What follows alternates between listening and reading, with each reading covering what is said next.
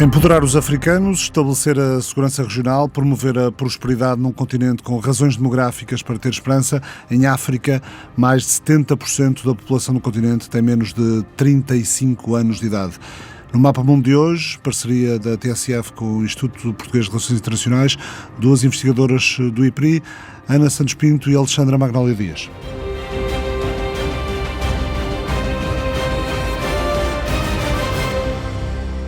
Há uma cimeira anual da União Africana a decorrer em Addis Abeba, na Etiópia, com 55 países. O secretário-geral da ONU, António Guterres, esteve ontem na abertura. Muitos assinaram um livro de condolências pela morte de Daniel Arap Moi, antigo líder caniano, dirigiu o país durante um quarto de século. Na agenda desta cimeira da União Africana, com prioridade, está a intenção de terminar o conflito na Líbia. No mês passado houve já uma cimeira internacional sobre a Líbia, em Berlim. A Turquia enviou recentemente tropas para apoiar o governo de Trípoli, internacionalmente reconhecido, enquanto a Rússia, os Emirados Árabes Unidos e o Egito são acusados de apoiar as tropas do general Khalifa Haftar, que controla Benghazi, no leste do país, e já chegou a controlar o estratégico porto de Sirte. Boa tarde, Alexandra Magnólia Dias, investigador do IPRI.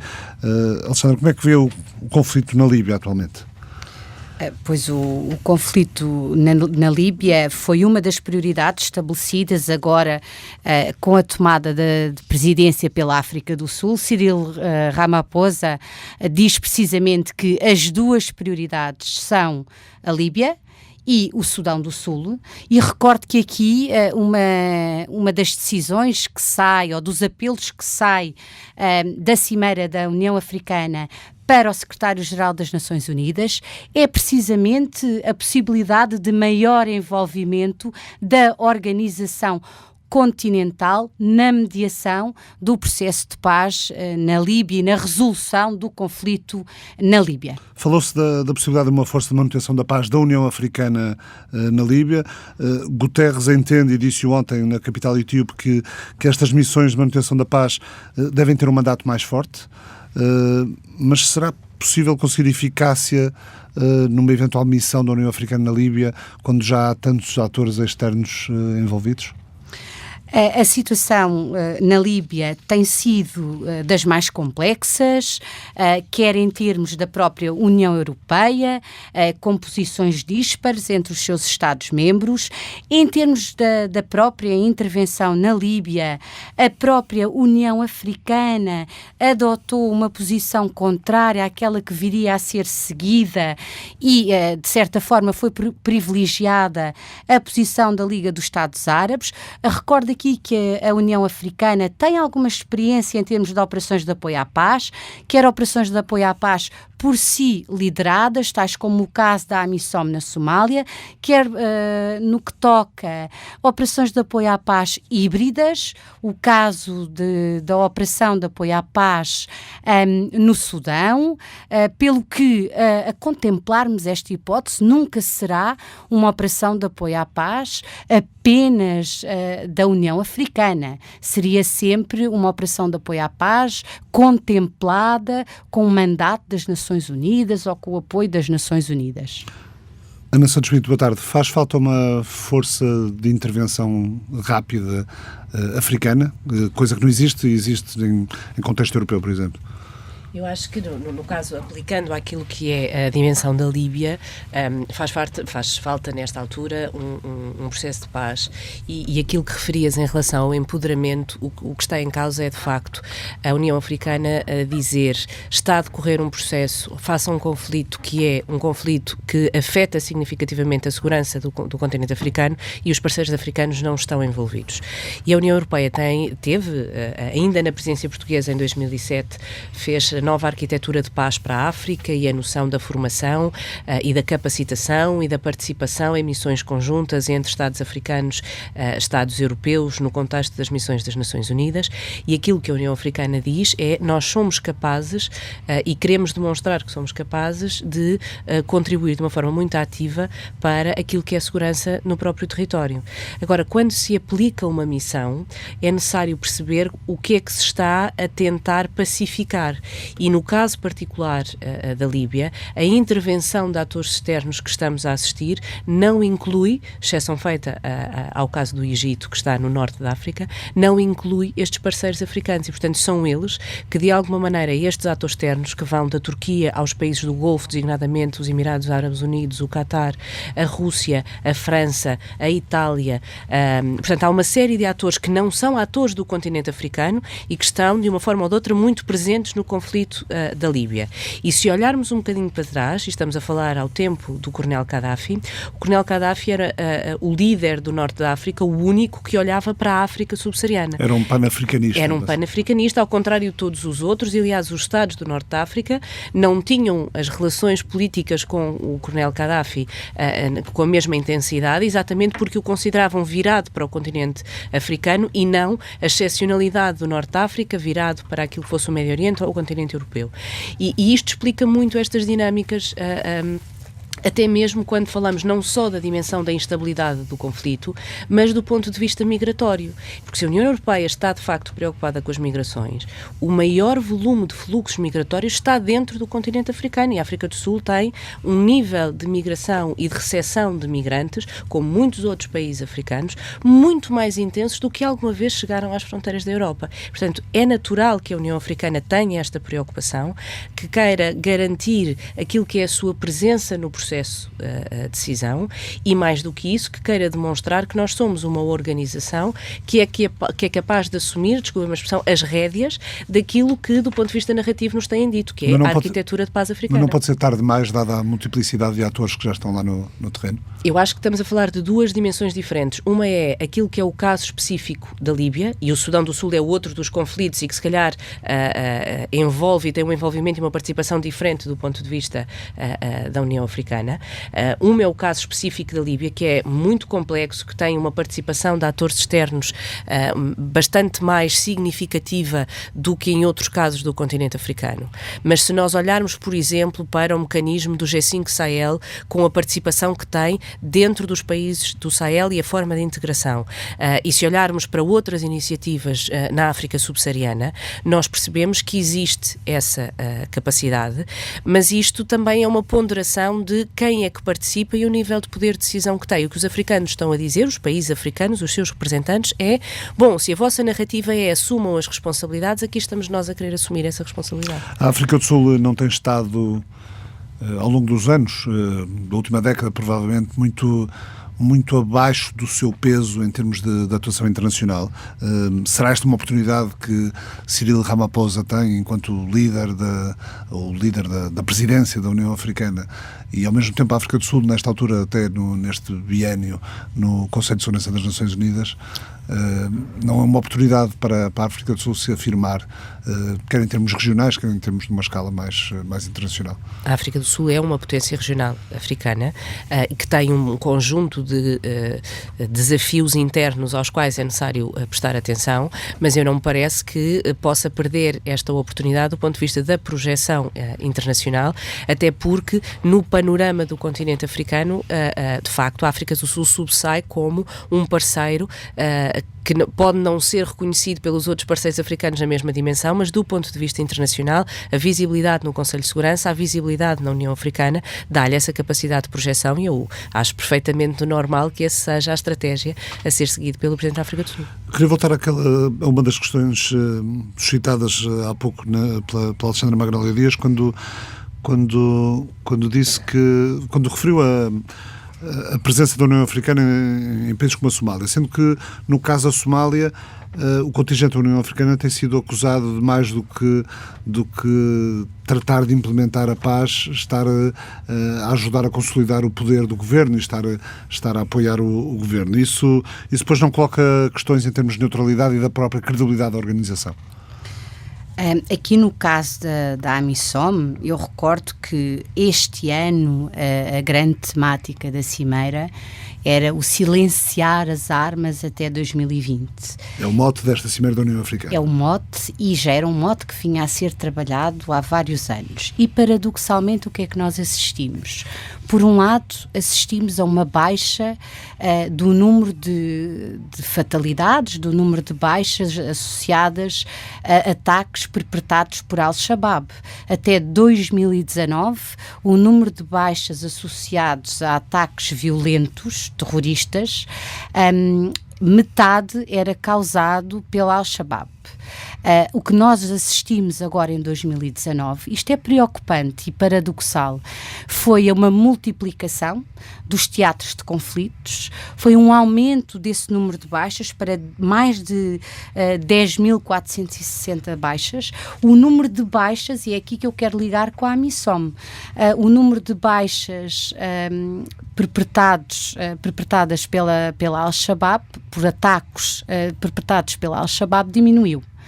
De certa forma, a AMISOM é uma missão de peace enforcement, desde o início. Implementação da paz. Exatamente. Eu até tinha essa multiplicação de cenários de conflito. Eu até tinha escrito aqui para ajudar a conduzir a nossa conversa. Há conflitos na Líbia, também no norte do Mali, onde estão, aliás, militares portugueses, no sul dos Camarões, a chamada Guerra Amazónia, em vários pontos há conflitos em vários pontos da região do Sahel, obviamente. Há analistas que dizem que as armas vão da Líbia para a Nigéria e Chad e acabam nos conflitos nos Camarões e no Sudão do Sul. Há também conflito na República Democrática no Congo, com a rebelião dos Kamwina Nsapu. Os terroristas islamitas do Boko Haram ativos há 7 anos e ninguém os para, norte da Nigéria, Chad, Camarões, apesar de alguns sucessos no combate contra este movimento, também conhecido por Estado Islâmico na África Ocidental, alguns sucessos no Sudão e na República Centro-Africana, mas tendo tudo isto em conta, é mesmo possível silenciar as armas? Eu acho que não é possível silenciar as armas, muito menos até ao fim de 2020, mas é bom que tenhamos esse objetivo em mente. De alguma forma, há aqui uma dimensão que eu acho que é importante salientar e que está relacionada com esta participação, a intenção de participação dos Estados africanos em missões de paz, que é a estrutura das Forças Armadas destes Estados africanos. E há uma grande disparidade de Estados para Estados, ou seja, há Estados que têm Forças Armadas robustas, preparadas, capacitadas e que podem fazer esta participação em missões de paz no continente africano ou no âmbito das Nações Unidas, onde seja necessário, mas há Estados que não têm esta capacidade, que não têm estas Forças Armadas estruturadas e cujas Forças Armadas, aliás, estão envolvidas nos seus próprios conflitos e que sofrem, como a Alexandra referiu, baixas muitíssimo significativas. Eu recordo que há muito pouco tempo o Burkina Faso aprovou uma legislação que permite a civis combaterem movimentos extremistas em complemento às Forças Armadas. E, portanto, isto é uma linha muito ténue, porque estamos a armar civis que têm 2 semanas de formação para combater o extremismo. E, de alguma forma, isto é uma maneira que o Estado diz: eu preciso de garantir aos cidadãos a segurança mínima e, portanto, recorre aos instrumentos que têm disponíveis, mas quando temos acusações de desrespeito pelos direitos humanos, de um comportamento de conflitualidade que pode acentuar esta dimensão interna, de alguma forma nós temos um continente que é profundamente heterogéneo, não só do ponto de vista geográfico, do ponto de vista da estrutura das sociedades, mas naturalmente do ponto de vista da estrutura dos Estados e das suas Forças Armadas. E como é que se aceita esta intervenção dos vizinhos neste próprio território? É uma discussão política que tem que ser feita internamente entre os parceiros africanos. Principalmente se pertencerem a outro ramo étnico, outra nação, outra religião. É por isso que a história nos ensina, e há uma padronização deste tipo de comportamentos. E não vale a pena ignorá-los. De alguma maneira, é muito importante que a União Africana, que é uma organização que une todo o continente africano, mas não esqueçamos que a União Africana se subdivide em organizações subregionais que depois têm as suas próprias dinâmicas. Mas eu acho que também deve existir aqui alguma coerência no discurso. Se a União Europeia e os atores externos ao continente pedem à União Africana para assumir a sua responsabilidade, então este momento em que a União Africana diz nós queremos assumir essa responsabilidade, queremos ser parte do processo, ele deve ser tido em consideração, incluindo nesta lógica da capacitação e da formação e perceber quais são os problemas para a operacionalização deste silenciar das armas. Falávamos há pouco também no Sudão do Sul. Alexandra Magnólia Dias, como é que se mantém o frágil acordo de paz do Sudão do Sul entre as forças do presidente Kiir e do antigo vice-presidente Riek Machar? Está aqui a ser acordado, já se falhou um anterior prazo, agora um novo prazo para o final de fevereiro. Portanto, foi contra todas as expectativas que o mais recém-Estado independente em África se deflagra uma guerra civil que opõe precisamente as forças do presidente e do vice-presidente. A Etiópia tem aqui, e a Etiópia tem, como a Ana Santos Pinto referia, uma das forças armadas mais fortes no continente africano e tem também um capital em termos de integrar as operações de apoio à paz das Nações Unidas, muito forte.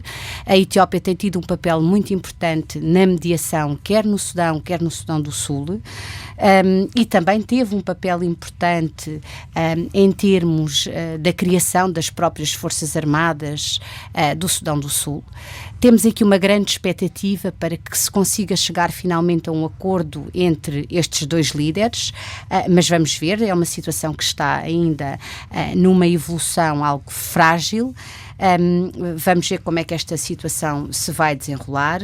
Eu gostaria também de aproveitar para salientar que nesta expansão e na multiplicação dos teatros, onde estamos a assistir a um alastrar de movimentos militantes islamitas, e não só, porque há aqui uma pluralidade de causas a motivarem estas ações, há aqui algo que nos pareceria um pouco improvável há 3 anos atrás, que é o deflagrar de um conflito no norte de Moçambique que já provocou-se de 700 baixas só no ano de 2019. Estes ataques começaram em outubro de 2017, Mocimboa da Praia, Nangado, portanto na província de Cabo Delgado, e os mais recém-ataques já chegaram a um local com grande poder simbólico, Montepuez, que foi aí que se iniciou a insurreição contra o poder colonial, portanto já tem aqui uma extensão territorial muito ampla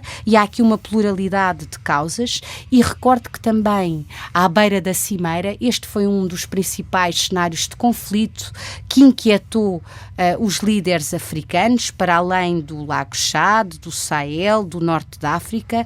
Temos aqui agora também esta preocupação crescente com o norte de Moçambique, em que os movimentos se autodesignam Alusuna Wajama, que não tem qualquer ligação, pelo menos que seja do conhecimento geral, com os movimentos da Somália, mas pode ter ao Estado Islâmico, por exemplo? Também não temos esse conhecimento. Temos aqui uma pluralidade de causas.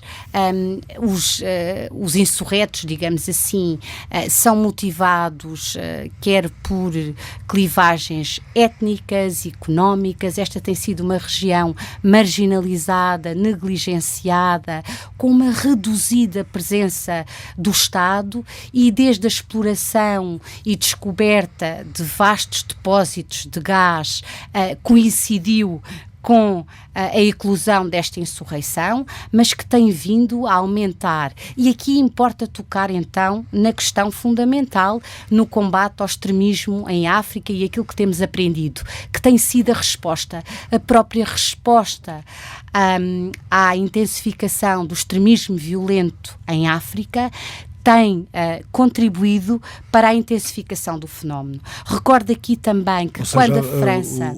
a forma de repressão das ações extremistas por parte dos Estados Centrais? Ou seja, uma resposta puramente militar ao problema não tem conduzido à erradicação do problema. Sem dar resposta aos problemas sociais. Exatamente, tem que ser uma resposta estrutural muito mais coordenada.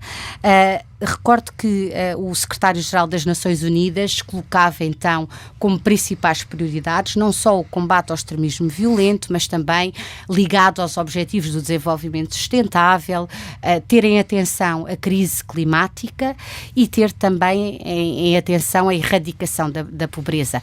Quer o Sahel, quer o Corno da África, regiões onde graçam os movimentos militantes islamitas, são regiões afetadas por secas cíclicas, muito antes do acentuar da atual crise climática, onde grupos que se dedicam ao pastoreio vão ser os principais afetados e vão ter que se dedicar a atividades alternativas como garante do seu sustento diário, que já é muito dificultado numa situação de grande instabilidade e de grandes desafios em termos de sobrevivência cotidiana. Aliás, quase uma em cada duas pessoas na África subsaariana vive abaixo do limiar da pobreza. Também está na agenda da União Africana, como disse, uma necessidade que é agravada precisamente pelas alterações climáticas, que estão a ter um profundo impacto na vida das populações. Regressando à questão mais específica de Moçambique e do que está a acontecer em Cabo Delgado, há teses que apontam no sentido de que a violência é provocada por um conjunto de pessoas, que entretanto cujo número foi aumentando, mas pessoas que há uns anos foram basicamente doutrinadas na Arábia Saudita. Há várias teses. Eu gosto muito de seguir o historiador moçambicano Yusuf Adam. Eu já conduzi algum trabalho de campo preliminar em janeiro de 2018, portanto tive a oportunidade de conduzir algumas entrevistas muito preliminares com investigadores que tinham levado a cabo algum trabalho de campo nas localidades. Então aí estamos num contexto muito diferente, em que o acesso às localidades era mais facilitado. Não há uma única causa. Este seria o ponto mais importante. Houve efetivamente alguns moçambicanos que foram então submetidos a uma indoutrinação wahhabita, uma exposição mais wahhabita, mais extremista, mas há um conjunto de causas que concorrem para que haja uma maior vulnerabilidade a estes grupos, para que se tornem mais vulneráveis a serem recrutados para estes movimentos. Há aqui clivagens regionais, há clivagens étnicas a ter em conta e também clivagens socioeconómicas. Daí eu dizer que a mera resposta militar, sem atender a um conjunto de causas estruturais mais profundas, não vai erradicar o problema. E isso podemos aprender com outros cenários e com outros contextos de conflito. Se nós olharmos para a Somália, se nós olharmos para o Sahel,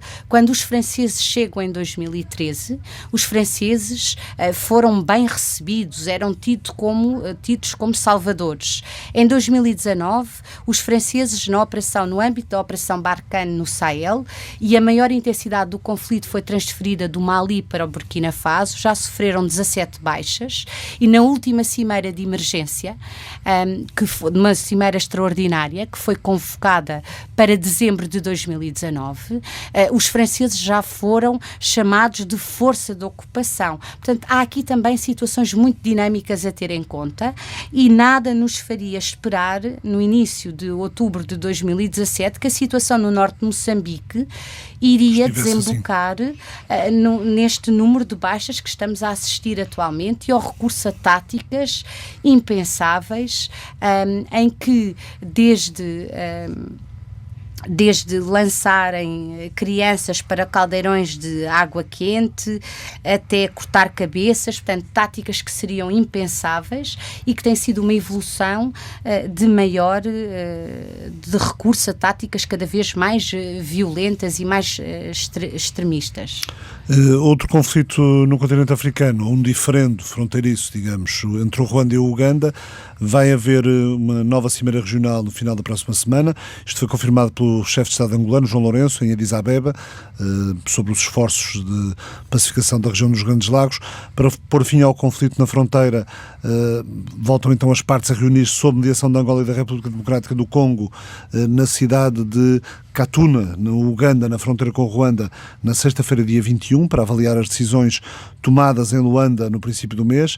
Nessa altura foi uma cimeira quadripartida que juntou os presidentes João Lourenço de Angola, Tshisekedi da República Democrática do Congo, Paul Kagame do Ruanda e Museveni do Uganda. Foi o segundo encontro desde agosto do ano passado, quando foi assinado um memorando de entendimento entre os dois países, entre o Ruanda e o Uganda.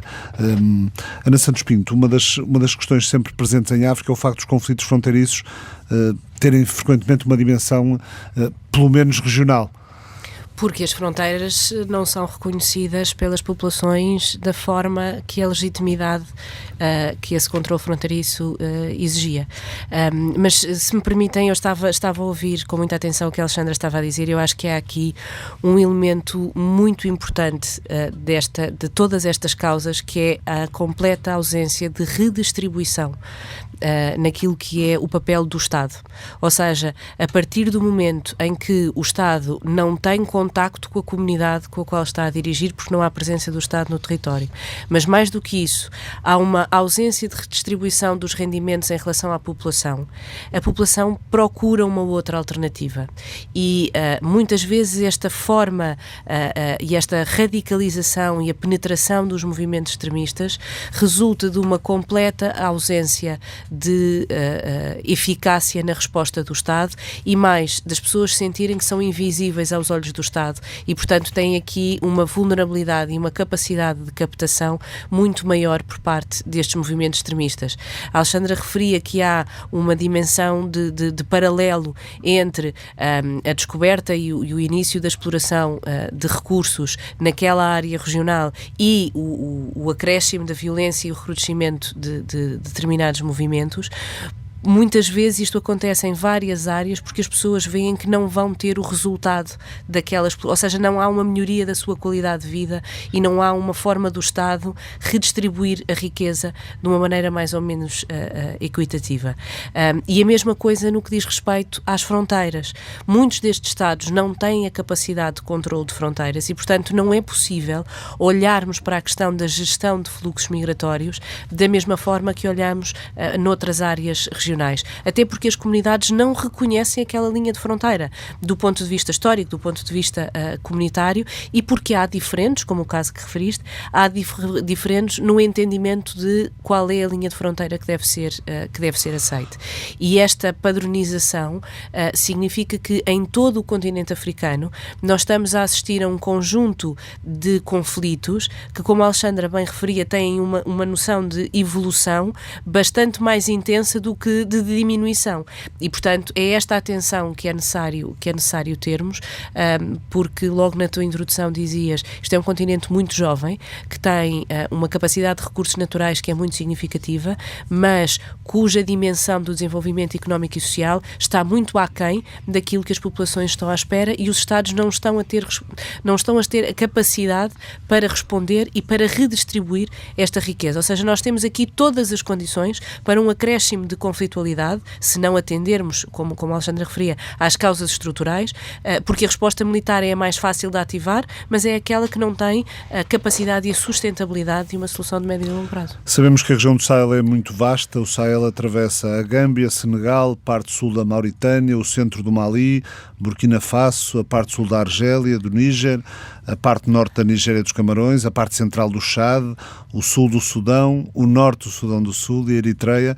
Podem ser incluídos também a Etiópia, o Djibouti e a Somália. Sabemos igualmente do interesse das potências estrangeiras por África, precisamente pelo que referimos, pelos recursos disponíveis. A China tem uma base militar no Djibouti, na região do Corno da África. É a primeira base militar chinesa no exterior e custou mais de 500 milhões de euros.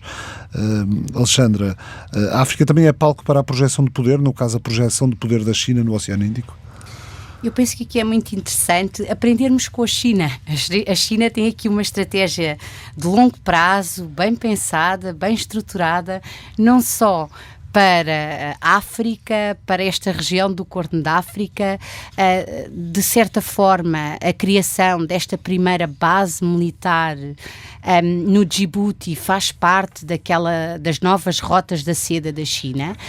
No entanto, há algum alarme em Washington, há alguma mudança no tom da luta contra o terrorismo para uma concentração na rivalidade entre grandes potências, mas acima de tudo, a grande lição a retirar para os Estados-membros da União Europeia e especialmente para os doadores tradicionais é este empenhamento a longo prazo da China com os parceiros africanos. E aqui a China tem uma estratégia de longo prazo e num tom mais positivo e trabalhando aqui também com aquelas que são as prioridades definidas pelos próprios líderes africanos, os líderes africanos e na pessoa do presidente da África do Sul, Cyril Ramaphosa, define então como prioridade para as cimeiras de maio da União Africana 2 temas. Por um lado, o acordo continental para o comércio livre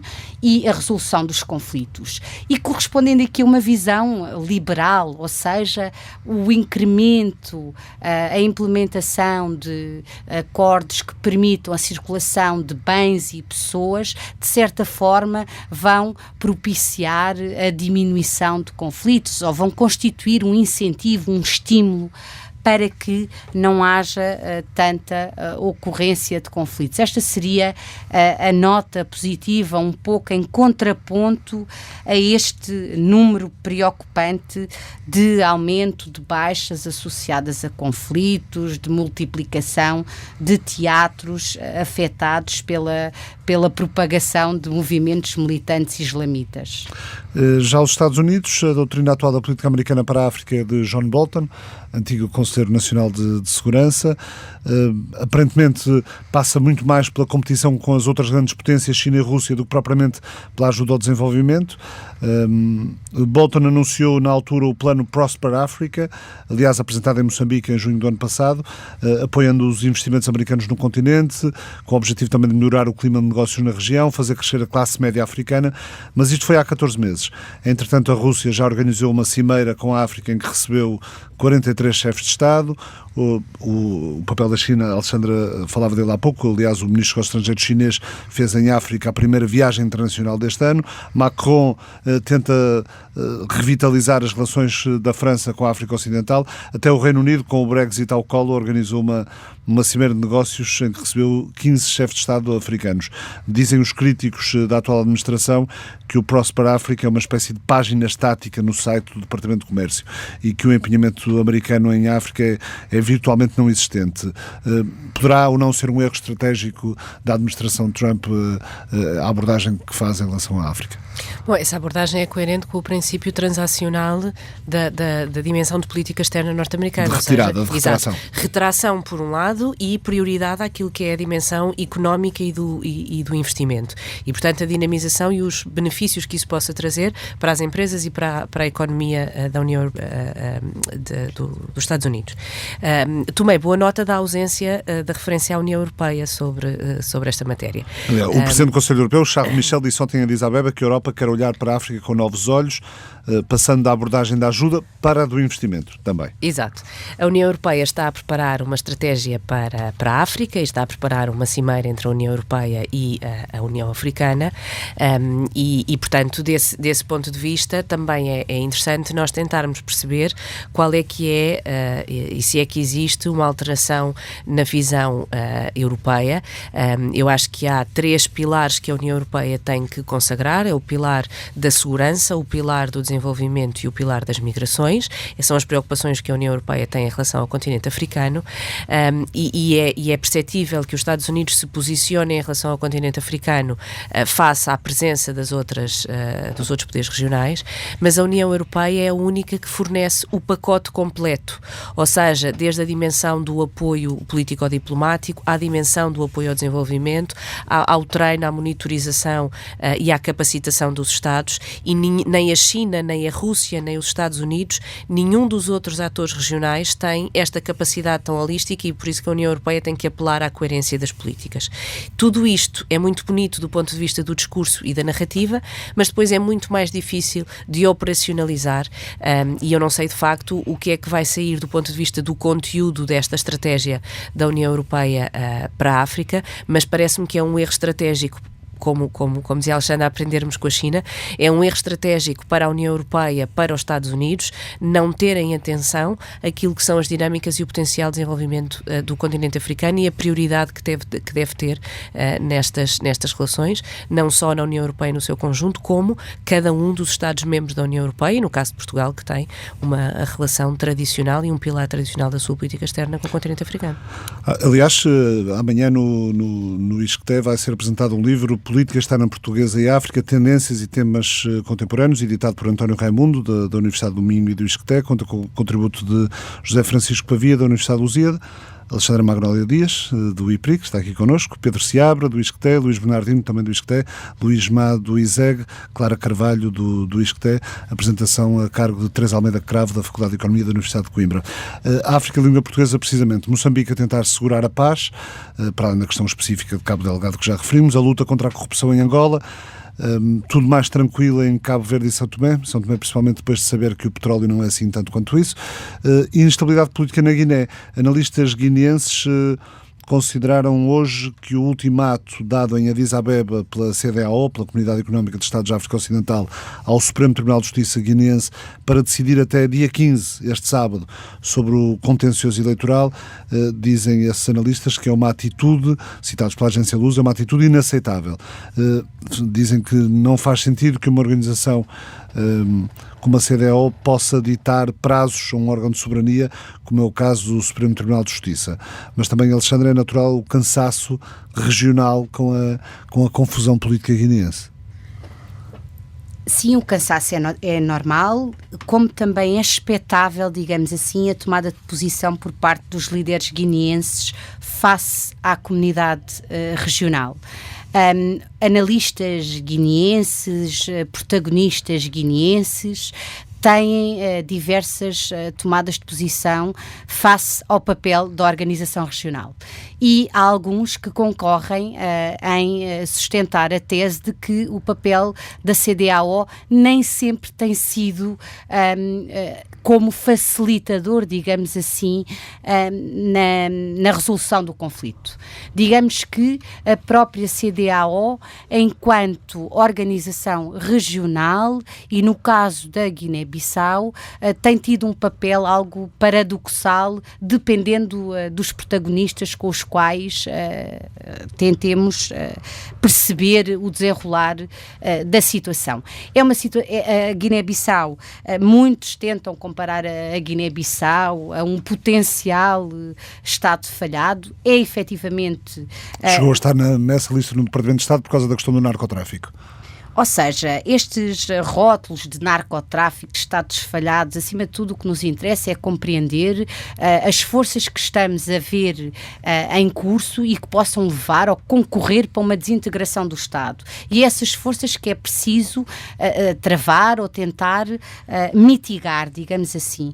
Aqui a questão do Supremo Tribunal guineense pôr em causa os prazos nem sempre vão conduzir à melhor resolução de crises políticas.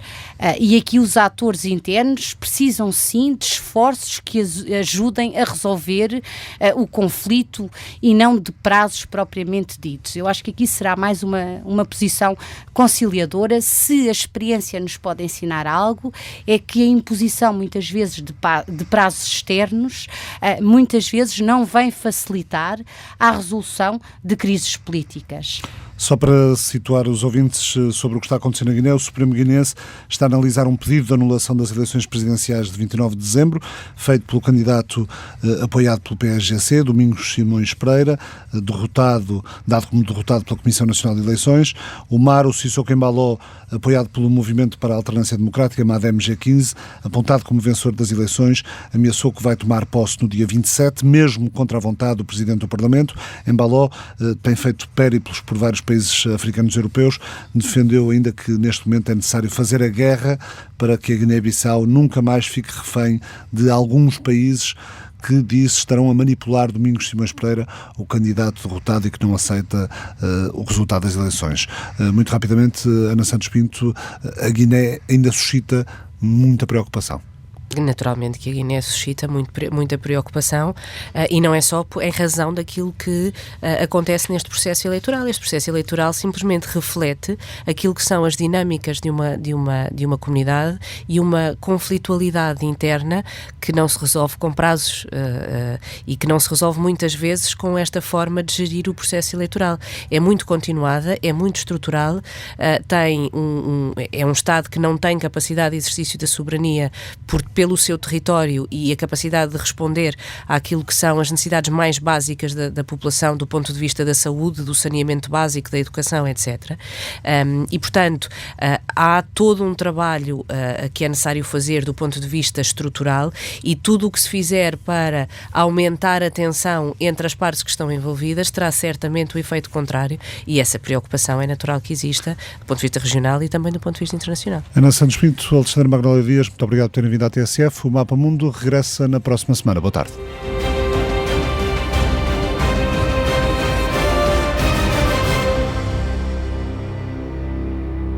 O Mapa Mundo é uma parceria da TSF com o Instituto Português de Relações Internacionais.